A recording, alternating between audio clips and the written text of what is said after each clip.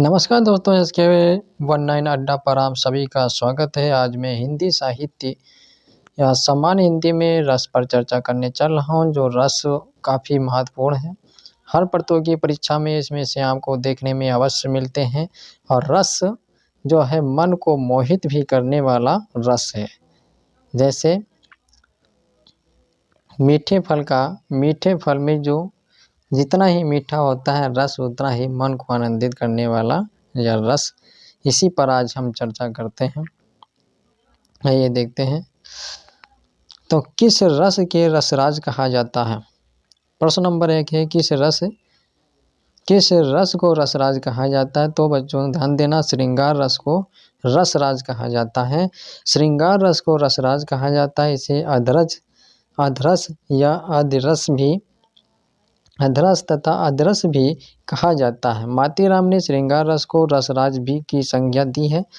इसका अस्थाई भाव रत है। इसका अस्थाई भाव क्या है? रत है। श्रृंगार रस का अस्थाई भाव क्या हो जाएगा? रत। ध्यान देना बच्चों, अस्थाई भाव इसका रत होगा। ठीक है, यह हर प्रतियोगी परीक्षा में इसका भी प्रश्न पूछ लिया जाता है कि श्रृंगार रस का अस्थाई भाव क्या होता है? तो रत होता है। और किस रस को रसराज कहा जाता है? तो श्रृंगार रस को रसराज कहा जाता है, क्योंकि रसों का राजा होता है। ठीक है, रसों का राजा कौन है? तो श्रृंगार रस है रसों का राजा। ठीक है,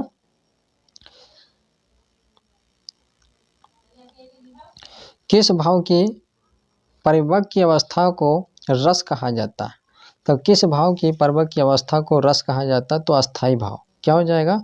अस्थाई भाव को परिपक्व की अवस्था को रस कहा जाता है। अस्थाई भाव की परिपक्व की अवस्था को रस कहा जाता है। या मानव की हृदय में कुछ भाव अस्थाई रूप से विद्यमान रहते हैं, जिन्हें अस्थाई भाव कहते हैं। जो मानव होता है या मनुष्य होता है, उस मनुष्य के हृदय में जो अस्थाई भाव विद्यमान रहते हैं, उन्हें अस्थाई भाव कहते हैं या अस्थाई भाव कहते हैं। जो किस भाव की परिपक्व की अवस्था को रस कहा जाता है? तो अस्थाई भाव की रस कहा जाता है, क्योंकि मनुष्य के हृदय को मनोमित नहीं होता है, उसका मन अस्थाई होता है, उसे हम अस्थाई भाव कहते हैं। रसों को उदित और उत्पत्ति करने वाली सामग्री विभाव कहलाती है। जो रसों को मन को आनंदित, जो मनुष्य का हृदय है या मनुष्य का मन जो है, मन को आनंदित करने वाली जो भी सामग्री है, जैसे जो हम अपने दृश्य आँखों से दृश्य देखते हैं, जैसे नाच है, गाना है, उस नाच या गाना को सुनकर, सॉन्ग को जब सुनते हैं तो मन हमारा क्या होता है? आनंदित हो जाता है।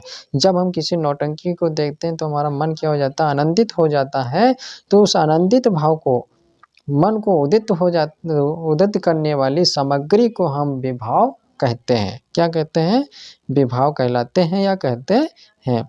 जो भाव मन में अल्पकाल तक संचरण कर चले जाते हैं, उन्हें संचारी भाव कहे जाते हैं। जो मन में अल्पकाल, कुछ समय के लिए संचरण, कुछ समय के लिए मन में बसा रहता है, उन्हें संचारी भाव कहा जाता है। मनगिंत भाव को भेद करने वाली शारीरिक मानसिक चेष्टाएं अनुभव कहलाती हैं। मनगिंत मन को मनगत या मनोगत भाव को भेद करने वाली शारीरिक मानसिक चेष्टाएं, जो हमारी शारीरिक होती हैं, मानसिक चेष्टाएं होती हैं, जैसे मुख की चेष्टाएं, जैसे हंसना है, गुस्सा होना है, अंगूठे में मिचलाना है, आदि सारी जो चेष्टाएं होती हैं, वो उसे हम अनुभव कहते हैं या अनुभव कहलाते हैं। ठीक है, आगे देखिए, अनुभव कहलाते हैं। अमरस क्या है? तो अमरस क्या है? अमरस एक संचारी भाव है। अमरस एक संचारी भाव है। अमरस क्या है? संचारी भाव अमरस है। आंसर नंबर अमरस क्या हो जाएगा? संचारी भाव। ठीक है, अमरस एक संचारी भाव है। अब व्यभ्याचारी संचारी भाव अस्थाई भाव के सहायक है, जो अनुकूल परिस्थितियों में घटते बढ़ते हैं, और संचारी भाव की संख्या 33 है। अमरस जो होता है, जो अमरस एक संचारी भाव है, ये व्यभ्याचारी, जो मनुष्य के व्यवहार पर निर्भर करता है, उसके क्या संचारी हैं, क्या उसके संस्कार हैं, क्या उसकी बोलचाल की भाषा होती है, उसके क्या भाव या क्या उसके स्वभाव होते हैं, आदि जो उसके सहायक होते हैं, जो अनुकूल परिस्थितियों में जो घटते बढ़ते रहते हैं, उसे हम संचारी भावों की संख्या कहते हैं और इनकी संख्या 33 होती है। ठीक है, अगला देखिए प्रश्न नंबर है, जो भाव मन में केवल अल्पकाल तक संचरण करके चले जाते हैं उन्हें कहा जाता है।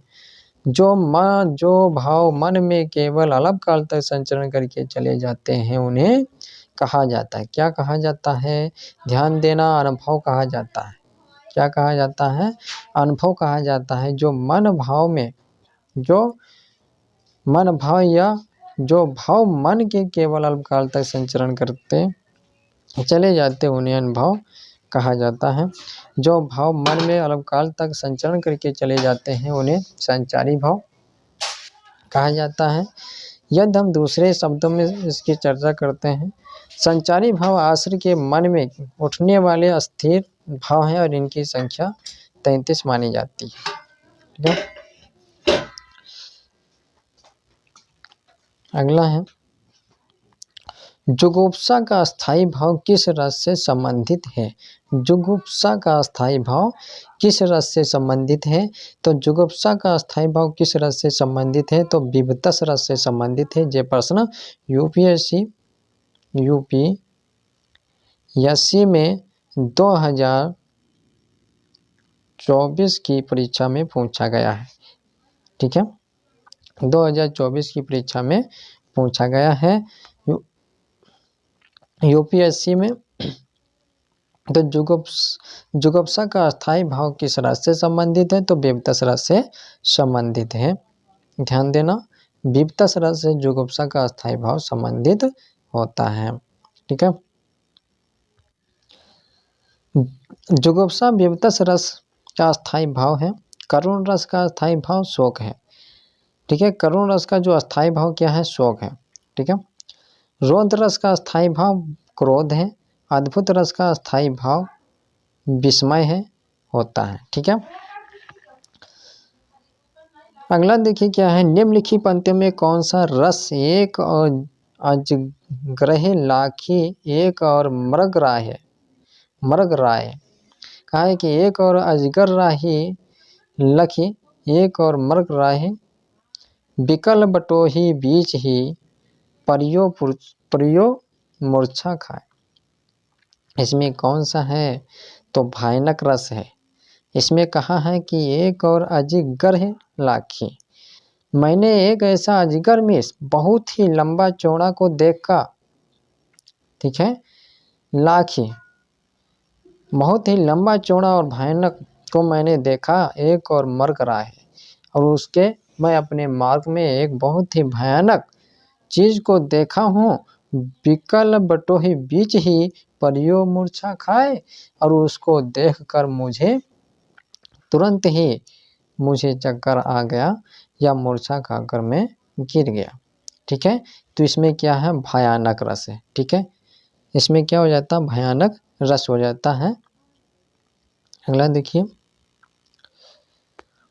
उक्त पंक्तियों में भयानक रस किसी भयानक दृश्य को देखने से उत्पन्न भय की परिवाक्य अवस्था को भयानक रस कहते हैं। इसी अस्थायी भाव कहा जाता है।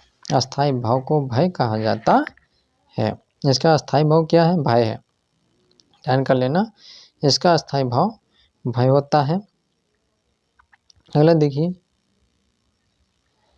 मन रे तन का कागद का पुतला लागे बूंद बिन से जाए छिन में, और गर्व करे क्या इतना। इन पंक्तियों में कौन सा रस होता है? तो इन पंक्तियों में शांत रस होता है। शांत रस होता है। ठीक है, कहा है कि मन रे तन कागद का पुतला, जो हमारा मन है, ये मन जो शरीर का तन और मन जो हमारा है, एक कागज का पुतले के समान है। कागज के पुतले के समान है। लागे बूंद बिनस जाए और छिन में, और गर्व करे क्या इतना। कहा कि लागे बूंद बिनस जाए छिन में। ठीक है, ये पुतले के समान हमारा शरीर है। इस शरीर में यदि किसी भी प्रकार की चोट हो जाती है, तो जिस प्रकार से बादल से वर्षा होती है उसी प्रकार से हमारे शरीर के जो खून की बूंदें हैं वो खून की बूंदे के समान गिरने लगता है या गिरने लगता है। गर्व करे क्या इतना, हम अपने मन और तन और अपने शरीर पर हम गर्व में हम इतना घमंड क्यों करें और क्या करें जो दूसरों को हमें नुकसान पहुंचाकर हमें क्या लाभ मिलेगा। इस प्रकार से इसमें बताया है। तो इसमें क्या होगा, शांत रस को दर्शाया गया है, इसमें शांत मनोभाव को दिखाया गया है। तो इस शांत रस का स्थायी भाव सम निवृत्त वितराम वितराग वैराग्य है। प्रस्तुत पंक्ति कबीरदास की ये वाणी है। आगे देखिए, विस्मय स्थायी भाव किस रस में आता है या विस्मय स्थायी भाव किस रस में होता है। तो विस्मय स्थायी भाव अद्भुत रस में होता है बच्चों, अद्भुत रस में होता है। चकित कर देने वाले दृश्य या प्रसंगों के चित्रण से अद्भुत रस की सृष्टि होती है और इसका स्थायी भाव विस्मय आचार ही है। चकित कर देने वाले व्यक्ति या दृश्य आलंबन और उनकी चेष्टाएं या वर्ण उद्दीपन होते हैं। आंखें फैलना, चीत्कार करना, अनुभव या उत्सुकता, अस्मद हास आदि संचारी भाव होते हैं। तो ये विस्मय अस्थायी भाव अद्भुत का होता है।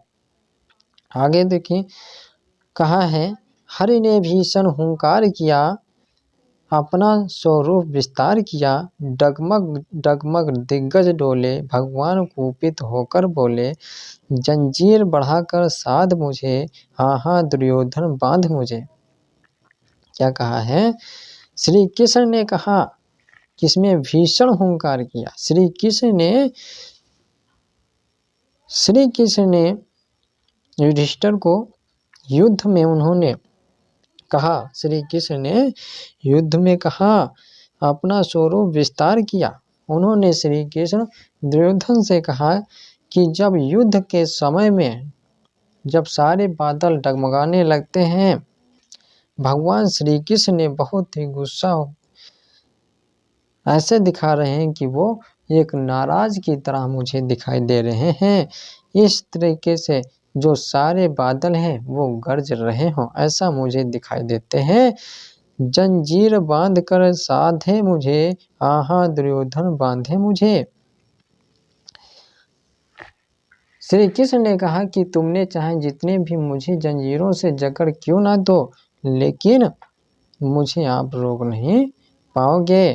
आप जो सत्य है उस सत्य के पथ पर आपको नहीं चले हो।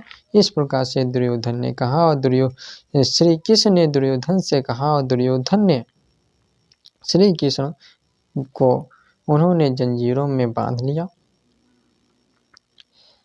आगे स्पष्टीकरण, दुर्योधन शांति दूत बनकर आए श्री कृष्ण को बांधना चाहता है। तब श्री कृष्ण अपना विराट रूप प्रकट कर देते हैं जिससे सारी सभा आश्चर्यचकित हो जाती है। ठीक है, आश्चर्यचकित हो जाती है। अगला है रौद्र रस का स्थायी भाव क्या है। रौद्र रस का स्थायी भाव क्या है, क्रोध है। रौद्र रस का स्थायी भाव क्रोध है। रौद्र रस का स्थायी भाव क्रोध है। विस्मय अद्भुत रस का उत्साह, वीर रस का भय, भयानक रस का स्थायी भाव। ठीक है, भयानक रस का अस्थायी भाव है।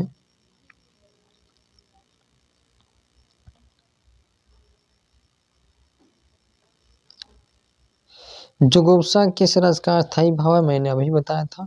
विपदस रस का स्थायी भाव है। करुण किस रस का स्थायी भाव है, तो करुण शोक का रस का स्थायी भाव है। ऐसा ध्यान करने, शोक स्थायी भाव है। करुण रस का स्थायी भाव शोक होता है और रति श्रृंगार रस की हास्य रस का उत्साह वीर रस की स्थायी भाव होता है।